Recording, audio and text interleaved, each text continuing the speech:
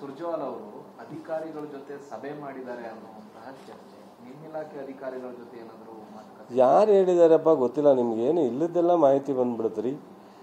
ಯಾರಾದರೂ ಒಬ್ಬ ಅಧಿಕಾರಿನ ಅವ್ರು ಕರೆದಿರೋದು ನಾನು ನೋಡೇ ಇಲ್ಲ. ನಮ್ಮ ಇಲಾಖೆದಂತೂ ನಾವು ಯಾರನ್ನೂ ಮಾತಾಡ್ಸಿಲ್ಲ.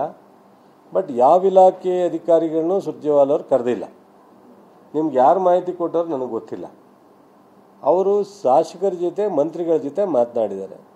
ನಮ್ಮ ಸ್ಟೇಟ್ ಇನ್ಚಾರ್ಜ್ ಜನರಲ್ ಸೆಕ್ರೆಟರಿ ಅವರು, ನಮ್ಮ ರಾಷ್ಟ್ರೀಯ ಪಕ್ಷ AICC, ಸೊ ನಮ್ಮನ್ನು ಗೆಲ್ಲಲಿಕ್ಕೆ ಅವ್ರು ಏನೇನು ಕಾರ್ಯಕ್ರಮ ಕೊಟ್ಟಿದ್ದರು, ಚುನಾವಣೆ ಟೈಮ್ನಲ್ಲಿ ಖರ್ಗೆ ಅವರು, ವೇಣುಗೋಪಾಲು, ಇವರು ರಾಹುಲ್ ಗಾಂಧಿಯವರು ಏನೆಲ್ಲ ನಮಗೆ ಸಜೆಷನ್ನು, ಸೊ ಒಂದಷ್ಟು ಅವ್ರ ಅಭಿಪ್ರಾಯಗಳು ಕೊಟ್ಟಿದ್ದರು. ಅದನ್ನೆಲ್ಲ ಇಂಪ್ಲಿಮೆಂಟ್ ಮಾಡ್ತಾ ಇದ್ದೀರಾ, ಏನು ಎಷ್ಟರ ಮಟ್ಟಿಗೆ ಅದರ ಗ್ರೌಂಡ್ಗೆ ತಲುಪಿದೆ, ಇದನ್ನು ಕೇಳೋದು ನಮ್ಮ ಪಕ್ಷದ ಜವಾಬ್ದಾರಿಯಿಂದ ನಾವು ಅಂದ್ಕೊಂಡಿದ್ದೀವಿ. ನಮಗೂ ಅದು ಅವಾಗ ಅವ್ರಿಗೆ ನಮ್ಮ ಕೇಳಿದಾಗ ನಮಗೂ ಅಕೌಂಟಬಿಲಿಟಿ ಇರುತ್ತೆ ಅಂತ.